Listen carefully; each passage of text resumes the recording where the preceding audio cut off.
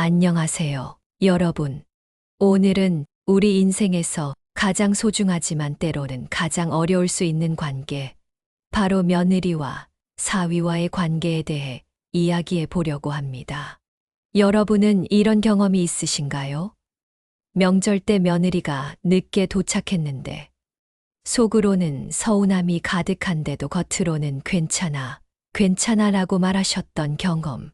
또는 사위가 자기 부모님 집에는 자주 가면서 우리 집은 1년에 몇 번 오지 않는 것 같아 속상했던 경험.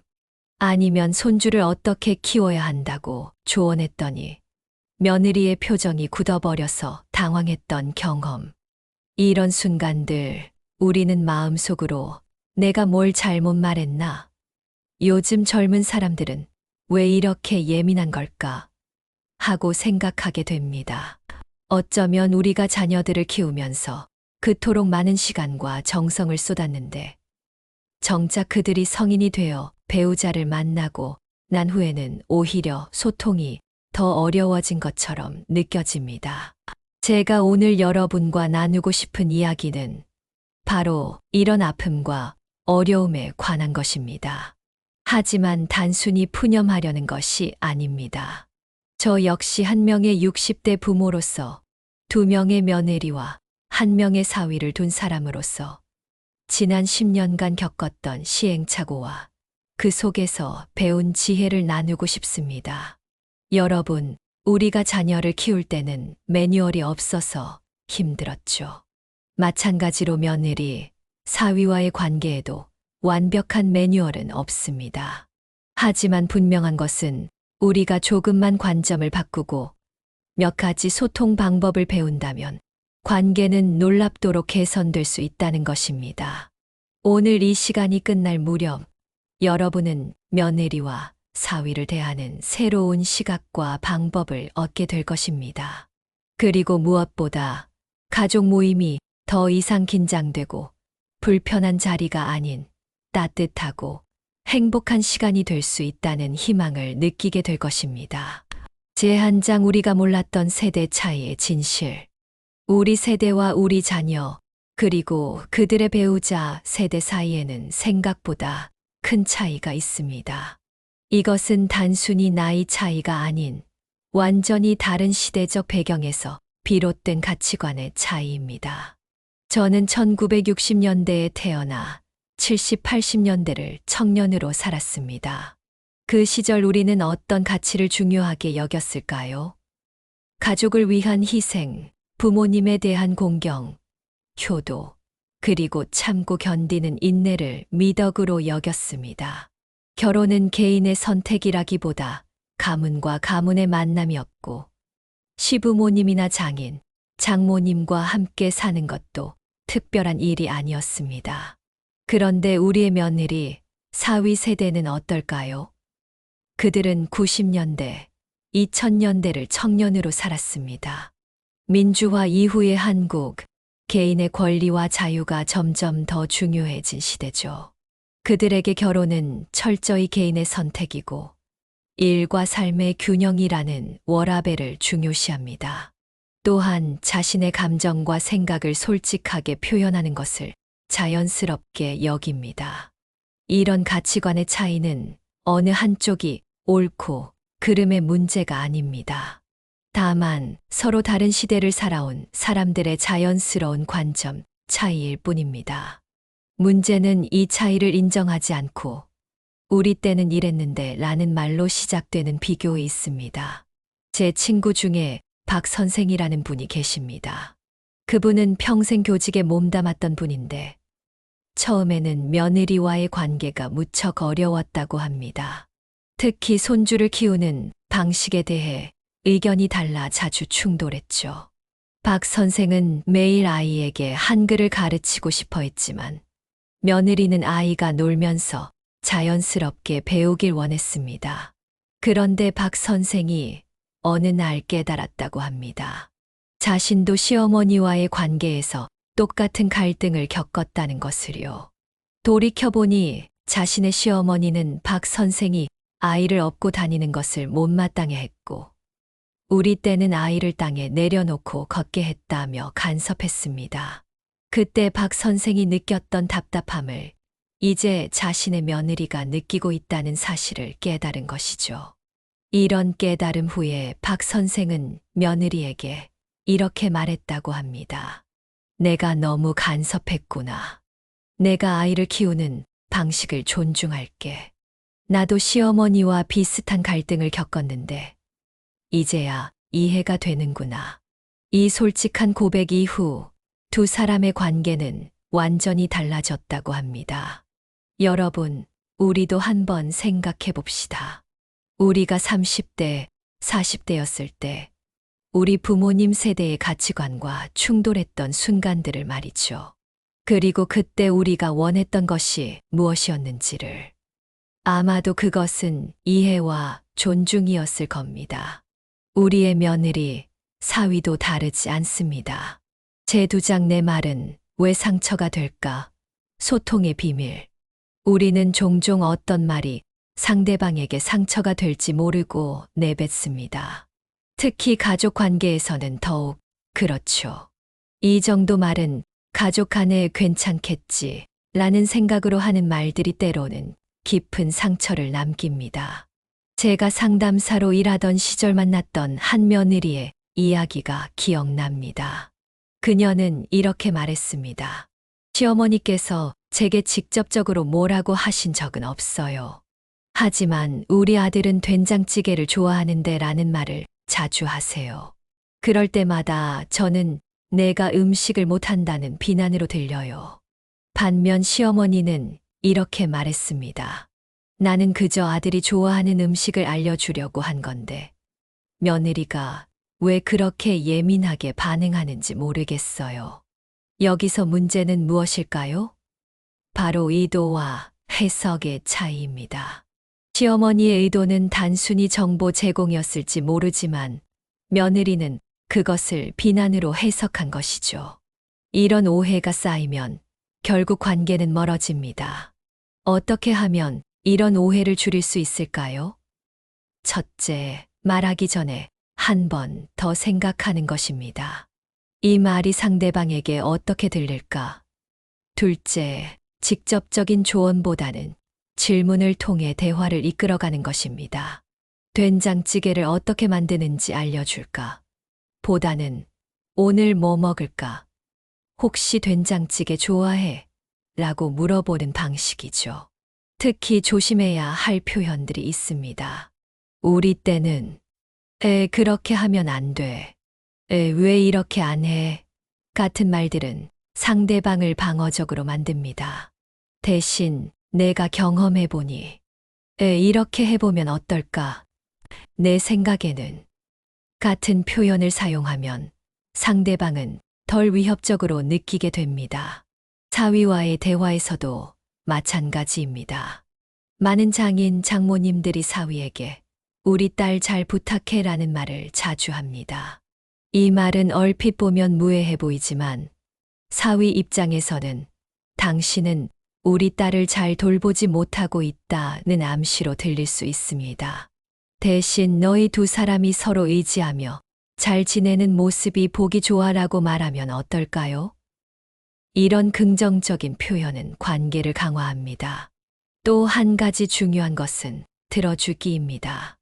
우리는 종종 말을 많이 하면 관계가 좋아질 거라고 생각합니다.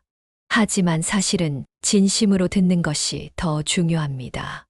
며느리나 사위가 어떤 이야기를 할 때 중간에 끊지 말고 조언하려 들지 말고 그저 끝까지 들어주세요. 그랬구나. 많이 힘들었겠다. 그런 상황이었구나. 이해가 된다와 같은 공감의 말은 관계를 더욱 깊게 만듭니다. 제 경우를 나눠볼게요. 몇 년 전 우리 큰며느리가 직장 문제로 스트레스를 많이 받고 있었습니다. 저는 그녀에게 그만두고 아이에 집중하는 게 어때? 라고 말했죠. 그때 며느리의 표정이 굳어졌습니다. 나중에 알고 보니 그녀에게 직장은 단순히 돈을 버는 곳이 아니라 자아 실현의 장소였던 거예요. 제 말은 그녀의 가치관을 무시하는 것으로 들렸던 겁니다. 그 후로 저는 조언보다는 질문을 하기 시작했습니다. 요즘 직장은 어때? 어떤 점이 가장 힘들어? 내가 도울 일이 있을까? 이런 질문들을 통해 며느리는 자신의 이야기를 할 수 있었고, 저는 그녀의 상황을 더 깊이 이해할 수 있었습니다. 때로는 해결책보다 이해받고 있다는 느낌이 더 중요하다는 것을 배웠습니다. 제사장 간섭과 관심 사이, 그 미묘한 경계선. 우리가 며느리, 사위와의 관계에서 가장 헷갈리는 부분이 바로 간섭과 관심의 경계선입니다.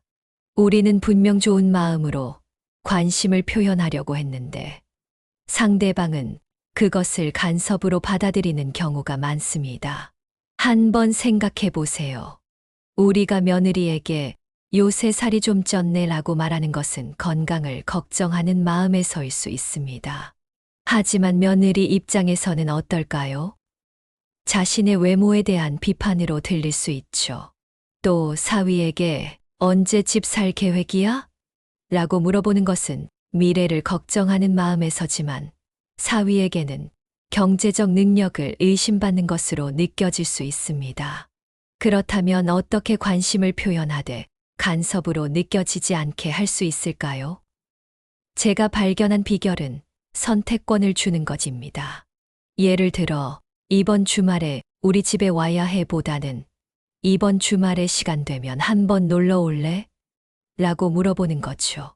아이 옷을 그렇게 입히면 안 돼 보다는 혹시 아이 옷에 대해 내 생각을 들어볼래?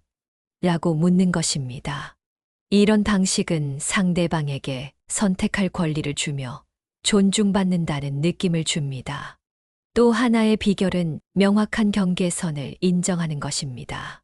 우리 자녀와 그들의 배우자는 이제 독립된 가정을 이루었다는 사실을 받아들여야 합니다. 그들의 집, 그들의 자녀 양육 방식, 그들의 재정 관리는 기본적으로 그들의 영역입니다. 우리는 초대받았을 때만 그 영역에 들어갈 수 있습니다. 제 친구 김 여사의 이야기를 들려드릴게요.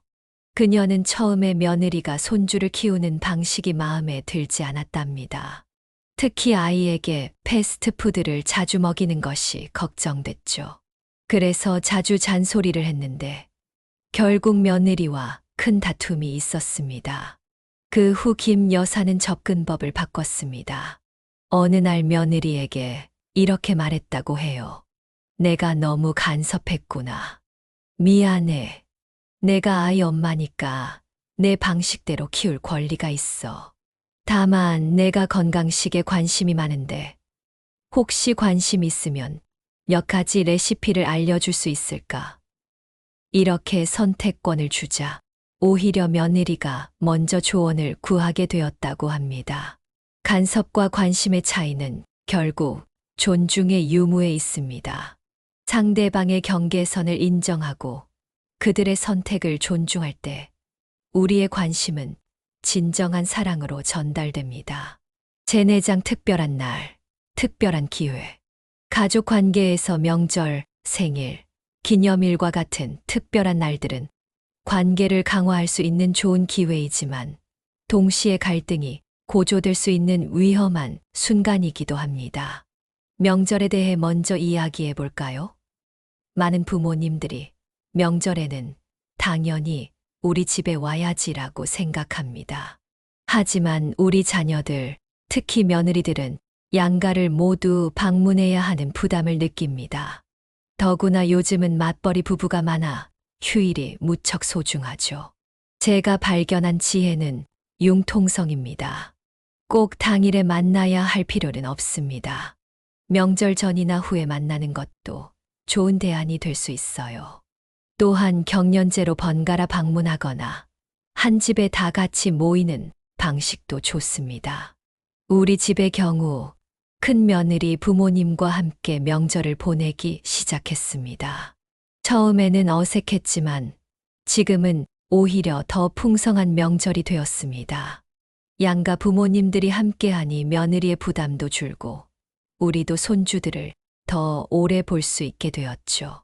생일이나 기념일도 중요한 기회입니다. 이런 날에는 작은 선물이나 진심 어린 말 한마디가 관계를 크게 개선할 수 있습니다.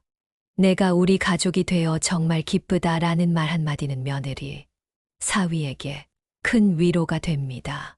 또한 손주의 행사는 관계 개선의 황금 기회입니다. 입학식, 졸업식, 발표회와 같은 자리에서 우리가 보여주는 관심과 지지는 며느리, 사위에게 깊은 인상을 남깁니다. 우리 손주가 정말 잘 자라고 있구나. 너희 부부가 정말 훌륭하게 키우고 있어. 라는 말은 그들의 부모로서의 자부심을 키워줍니다. 특별한 날에 갈등이 생겼을 때는 큰 그림을 보는 것이 중요합니다. 사소한 불만이나 실망감에 집중하기보다 우리 가족이 함께할 수 있다는 사실 자체에 감사하는 마음을 가져보세요. 완벽한 명절이나 생일 모임은 없습니다. 중요한 것은 그날의 완벽함이 아니라 그날을 통해 쌓이는 추억과 유대감입니다. 제5장 갈등을 넘어 화해의 기술. 아무리 조심해도 갈등은 생길 수 있습니다. 중요한 것은 갈등이 생겼을 때 어떻게 대처하느냐입니다. 첫째, 진심 어린 사과의 힘을 과소평가하지 마세요. 우리는 나이가 많다는 이유로 때로 사과하기를 꺼립니다. 내가 더 살아봤으니 내가 맞아라는 생각이 들기도 하죠. 하지만 관계에서는 누가 옳은가보다 어떻게 서로를 존중하는가가 더 중요합니다. 내 말이 너를 상처 줬다면 정말 미안해. 그런 의도는 아니었어. 라는 솔직한 사과는 단절된 관계를 회복시키는 강력한 도구입니다. 둘째, 시간을 활용하세요. 감정이 격해졌을 때는 대화를 잠시 중단하는 것이 좋습니다. 우리 조금 진정하고 나중에 다시 이야기해볼까? 라고 제안하세요. 시간이 지나면 감정은 가라앉고 더 이성적인 대화가 가능해집니다. 셋째, 중재자의 도움을 받는 것도 좋은 방법입니다. 우리 아들이나 딸이 때로는 우리와 며느리, 사위 사이의 중재자 역할을 할 수 있습니다. 물론 그들을 난처하게 만들지 않도록 주의해야 합니다. 갈등 후 화해는 새로운 시작점이 될 수 있습니다. 오히려 갈등을 통해 서로를 더 깊이 이해하게 되는 경우가 많습니다. 갈등을 두려워하지 말고 그것을 성장의 기회로 삼으세요. 마무리. 행복한 가족의 비밀. 이제 우리 이야기를 마무리할 시간입니다. 며느리, 사위와의 관계는 결코 쉽지 않습니다. 하지만 그만큼 풍요로운 관계도 없습니다. 제가 오늘 여러분과 나눈 모든 내용의 핵심은 결국 존중과 이해입니다. 그들의 세대, 가치관, 생활 방식을 존중하고 그들의 어려움과 고민을 이해하는 것. 이것이 행복한 가족의 비밀입니다. 모든 관계는 변화합니다. 우리가 자녀를 키울 때도 그들의 성장에 맞춰 우리의 역할을 바꿔왔듯이 이제 성인이 된 자녀와 그들의 배우자를 대할 때도 우리의 역할을 재정립해야 합니다. 이제 우리는 지시하는 부모가 아니라 지혜를 나누는 멘토이자 따뜻한 지원군이 되어야 합니다. 마지막으로 자신에게 너무 가혹하지 마세요. 완벽한 부모, 완벽한 시부모, 장인, 장모는 없습니다. 우리 모두 시행착오를 겪으며 배워갑니다. 중요한 것은 관계를 위해 계속 노력하는 마음가짐입니다. 여러분의 가정의 사랑과 이해, 그리고 웃음꽃이 가득하기를 진심으로 바랍니다. 긴 이야기 들어주셔서 감사합니다.